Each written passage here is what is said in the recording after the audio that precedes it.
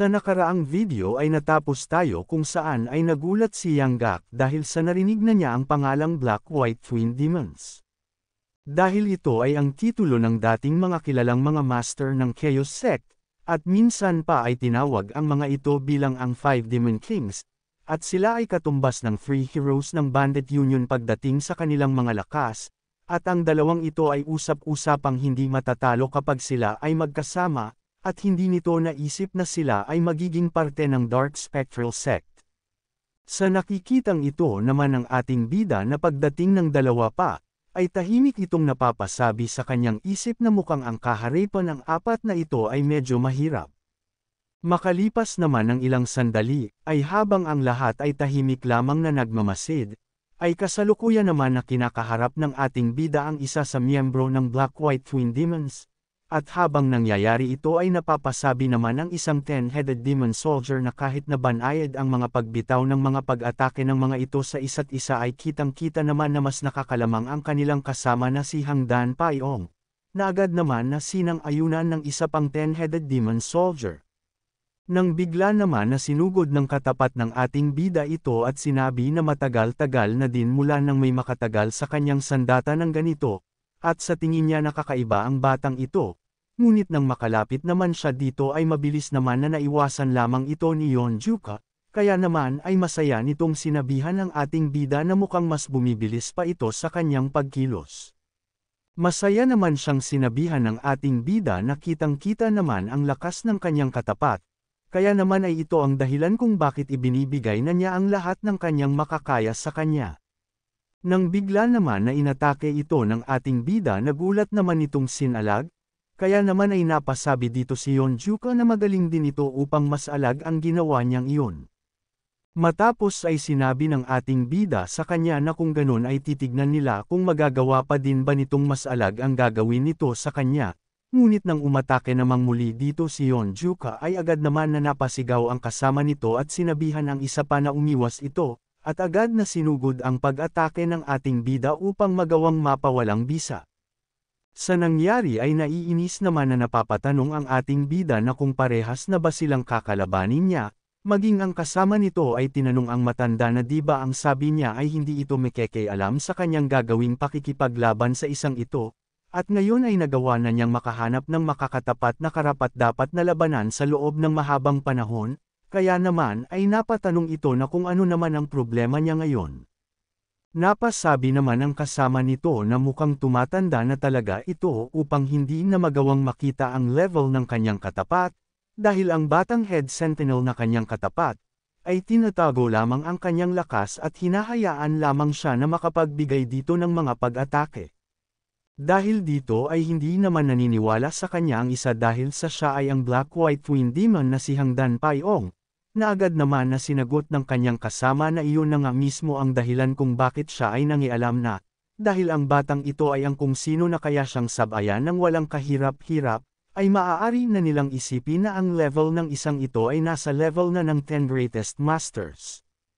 Dagdag pa nito na mukhang kanina pa itong nagpapanggap na mahina upang magawang mailigpit sila ng paisa-isa at magkahiwalay. Sa nangyari ay nenas naman dito si Yeonjuka dahil sa nagawang mabisto ng matanda ang kanyang plano ng ganun lamang kabilis. Sa nangyari ay napahinto naman ito at napasabi na mukhang ang batang ito ay kanina pa siyang pinaglalaruan, sabi naman ng matanda na hindi lamang siyang pinaglalaruan ng batang ito, dahil kahit nalabanan niya siya ng lahat ng kanyang makakaya ay hindi din ito magiging madali para sa kanya ang manalo. Dahil dito ay napasabi naman siya na mahirap para sa kanya ang paniwalaan ang lahat ng kanyang mga sinabi, ngunit kung ito ang kanyang nararamdaman sa sitwasyon na kinakaharap niya ay maaaring tama nga ito, kaya naman ay sa tingin niya na kailangan na niyang seryosohin ang pakikipaglaban sa isang ito. Matapos ay agad naman niyang tinawag ang Mimong Blood Killer at ang Dark Spirit Demon Slayer na nasa kanyang likudan, at sinabihan na kung tatayo lamang ba sila dito dahil kailangan nilang sumali na din sa pag-atake sa isang iyon, na agad naman nilang sinang-ayunan. Dahil dito ay napasabi naman ng kuya ni Nam Gangyon na nangyari na ang kanyang ikinakabahala, kaya naman ay sinabihan nito ang ating bida na maging sila ay sasali na din sa labanan, na sinundan pa ng matandang si Yanggak at sinabi na makakaya niyang kaharipan ang kahit isa sa mga ito. Masaya naman na nagpasalamat si Yeonjuka sa mga ito dahil sa hihingin din niya ang tulong ng mga ito ngunit naunahan lamang nila siya, ngunit sabi nito, na ang dalawang matanda na kasama nila ay mas malakas sa mga ito kaya naman ay siya na ang kakaharap sa mga ito, at ang dalawa naman nitong kasama ay sa tingin niya na mas malakas kumpara sa 10-headed demon soldier na nakalaban nila sa nadaanan nilang mountain hideout.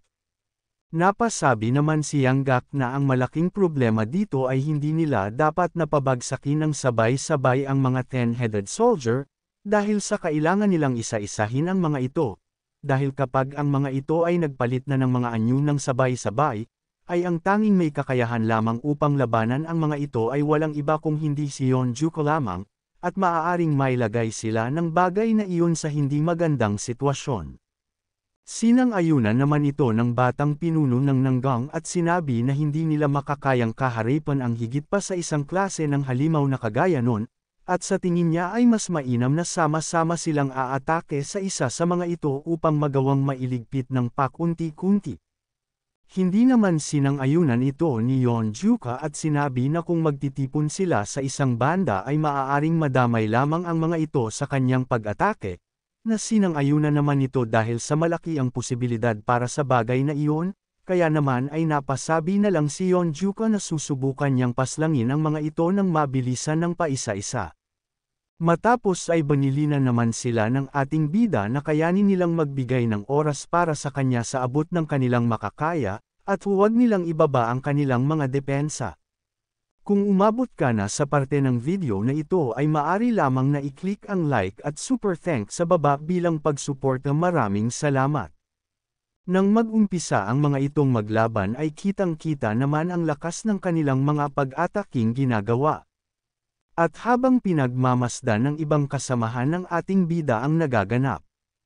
ay napatanong naman ang isa dito na kung wala ba silang dapat na gawin para sa nangyayari. Na agad naman siyang tinanong ng babae na kung ano naman ang eksaktong nais nitong gawin nila sa bagay na ito. Dagdag pa nito na sa tingin ba niya ay may lugar pa ba para sa kanila upang makisali sa ganitong klase ng labanan, na sinang-ayunan naman ng isa at napasabi na sa tingin niya ay hindi niya kaya ang gawin ang makipagsabayan sa ganitong klase ng labanan. Sa lugar naman ng labanan ay masayang sinabihan ng isang 10-headed demon soldier ang matandang si Yanggak na ngayon ay naaalala na niya ito, at sa labis na katandaan na nito ay muntik na niyang hindi siya maalala, ngunit hindi ba ay sinubukan na siyang atakihin ito noong nakaraang nagkatagpo silang ngunit sa huli ay nabigo lamang siya.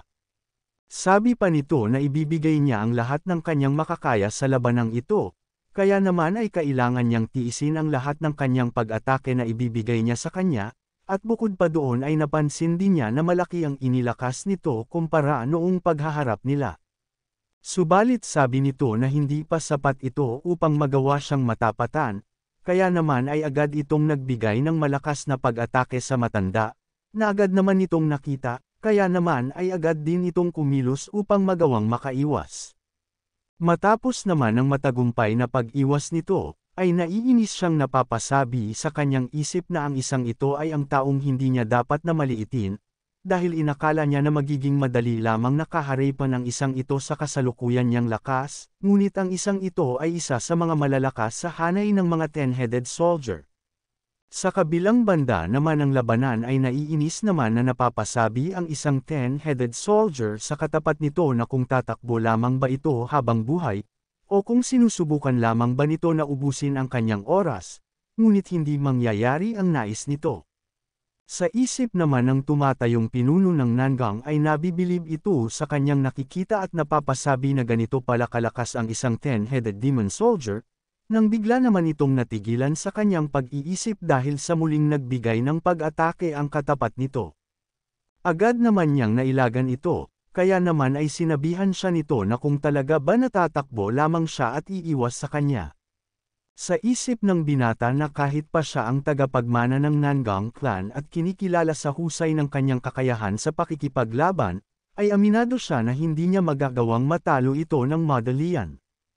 Kaya naman ay nababahala siya dahil sa bukod sa mga nandito ay madaming bilang pa ng mga halimaw na ito ang mayroon ng Dark Spectral Sect, dahil kung ganun ay mukhang hindi magiging madali para sa kanya ang pigilan ang kanyang sarili na gamitin ang lahat ng kanyang makakaya, ngunit hanggat hindi naman niya ito mapapaslang ay magiging ayos lamang ito dahil sa hindi naman ito magbabago ng kanyang anyo bilang mabangis na halimaw.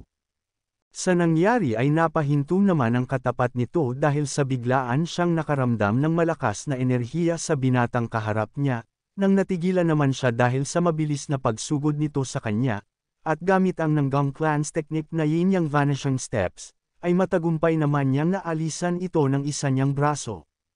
Sa nangyari ay sa lakas ng sigaw nito ay napalingon naman ang isang matanda at sa isip nito ay napapasabi siya na hindi niya inaasahan na mag-uumpisa ng matalo ang mga kasamahan nito, at ang footwork na nakita niya sa isang iyon ngayon lamang, bagamat hindi pa ito pulido ay nakakasigurado naman siya na ito ay ang teknik na nagmula sa Nanggong Clan, kaya naman ay napapatanong siya na kung bakit ang isang order sect ay kasama ng bandit union. Nang bigla naman siyang sinigawan ng kasama nito at sinasabi na kung saan ba nakatuon ang atensyon nito at bakit hindi nito ituon ang atensyon sa kanilang kaharap, dahil dito ay agad naman siyang napalingon dito, at dahil sa hindi na niya magagawa pa ang makaiwas, ay matagumpay naman silang napatamaan ng malakas na pag-atake ng ating bida ng sabay.